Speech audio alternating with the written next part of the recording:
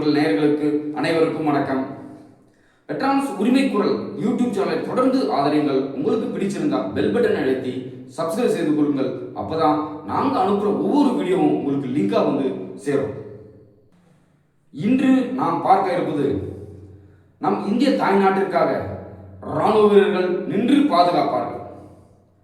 இராணுவ வீரர்களுக்கு அவருடைய சில பிரச்சனைகளை இராணுவ அதிகாரிகளும் இராணுவ சம்பந்தப்பட்ட அதிகாரிகளும் நின்று குறைத்திருப்பார்கள். ஆனால் முன்னாள் இராணுவ வீரர்கள் 20-30 வருடங்கள் இராணுவத்தில் பணி செய்து வீடு திரும்பும் நாட்டுக்காக வீடு திரும்பும் போது அந்த முன்னாள் இராணுவர்களுக்கு பாதுகாப்பாக யார் இருப்பார்கள், அவருடைய குறை நிறைகளை யார் பூர்த்தி செய்வது என்பதை பற்றியெல்லாம் இந்த வீடியோவில் நம்ம தெளிவாக பார்க்க போறோம். வாங்க.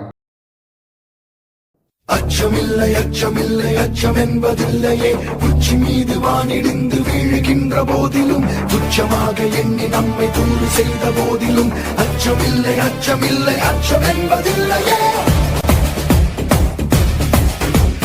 ஆர்மி எனக்கு வெறும் ஜாப் இல்ல, இட்ஸ் மை லைஃப்.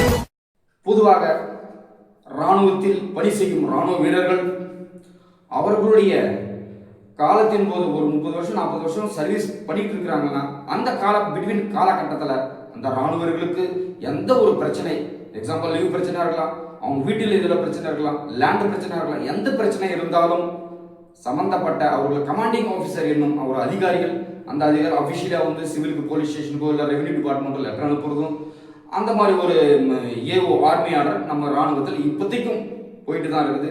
அது வந்து மாதத்துக்கு ஒரு முறையில் 3 மாதத்துக்கு தர்பார் ஒன்று வச்சுட்டு அவங்களோட குறைநிறைகளை கேட்டு ஜவான் குறைநிறைகள் அவனோட வாயில சொல்லுவான். அந்த குறைகளெல்லாம் கேட்டறிந்து அவனுடைய இமிடியட்லி சொல்யூஷன் அதுக்கு கொடுக்குற ஒரு இராணுவம் அந்த சிஸ்டமேட்டிக் நம்ம பிரிட்டிஷ் காலத்துலேருந்து அந்த ஒரு சிஸ்டமேட்டிக் போயிட்டு தான் இருக்குது ப்ரெசன்ட்லி டில் டேட் வரைக்கும். நமக்கு ஓய்வு பெற்ற பிறகு முன்னாள் இராணுவ வீரர்களுக்கு அவரோட குறைநிறைகளை யார் தீர்ப்பார்கள் என்ற எண்ணம் அந்த முன்னாள் இராணுவருக்கே வந்துவிடும். நடா இத்தனை வருஷம் நம்ம வந்து சர்வீஸில் இப்போ பண்ணிட்டு இருக்கோம், நமக்கு எல்லாமே பேக் சப்போர்ட்டாக இருந்தாச்சு.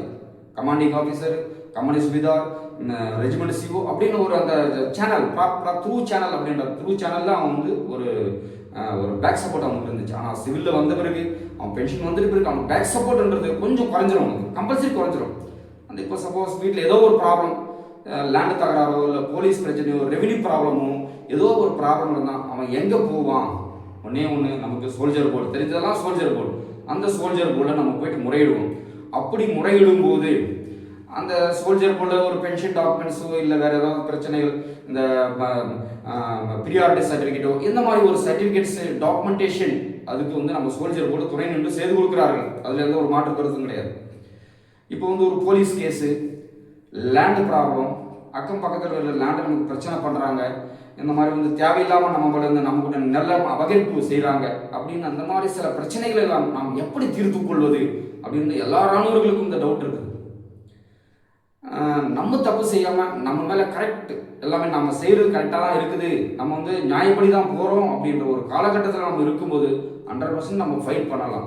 யார்கிட்ட ஃபைட் பண்ணுறது, எப்படி ஃபைட் பண்ணுறது, யார்கிட்ட நம்ம முறையிடுறது அப்படின்னு நிறைய இராணுவர்களுக்கும் ஒரு அறியாமல் இருந்திருக்கலாம், அறிந்தும் இருந்திருக்கலாம். அறியாதவங்களுக்கு நான் சொல்கிறேன், நம்ம எப்போ பென்ஷன் ஆகிட்டு வந்துட்டுமோ அந்த பிரிட்டிஷ் காலம் நம்முடைய சுதந்திர கிடைக்கு முன்னாடியிலேருந்து ஒரு சிஸ்டமேட்டிக் ஓடிட்டு தான் இருக்குது. இப்போ டில் டேட்டுக்கு இப்பயும் ஓடிட்டு தான் இருக்குது. நம்முடைய அந்தந்த மாவட்டத்தில், தமிழ்நாட்டில் எந்த மாவட்டமாக இருந்தாலும் அந்தந்த மாவட்ட கலெக்டர் அவர்கள் வந்து நமக்கு வந்து உறுதுணையாக நிற்பாங்க.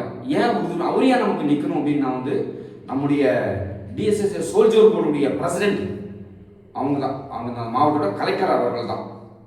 அப்படி இருக்கும்போது பொதுவாக எடுத்தீங்கன்னா அனைத்து முன்னாள் இராணுவர்களுக்கும் டிஎஸ்எஸ்ஏ போர்டு, சோல்ஜர் போர்டு உள்பட நமக்கு தாய் தந்தை எல்லாத்துக்கும் கடவுளாக விளங்கக்கூடிய நம்முடைய அந்தந்த மாவட்ட கலெக்டர் அவர்கள் தான் என்பது நமக்கு கிளியராக தெரியும். அதனால தான் எல்லா டிஸ்ட்ரிக்ட்லையும் இப்போ டில்டேட் எல்லா டிஸ்ட்ரிக்ட்லையும் வந்து மாதம் ஒரு முறையோ இல்லை 3 மாதத்துக்கு ஒரு முறையோ வந்து நமக்கு வந்து குறைத்தீர்ப்பு முகாம், முன்னாள் இராணுவத்தினர் குறைத்தீர்ப்பு முகாம் என்று கலெக்டரேட் ஆஃபீஸில் வந்து எல்லா டிஸ்ட்ரிக்ட்லையும் வைக்கிறாங்க.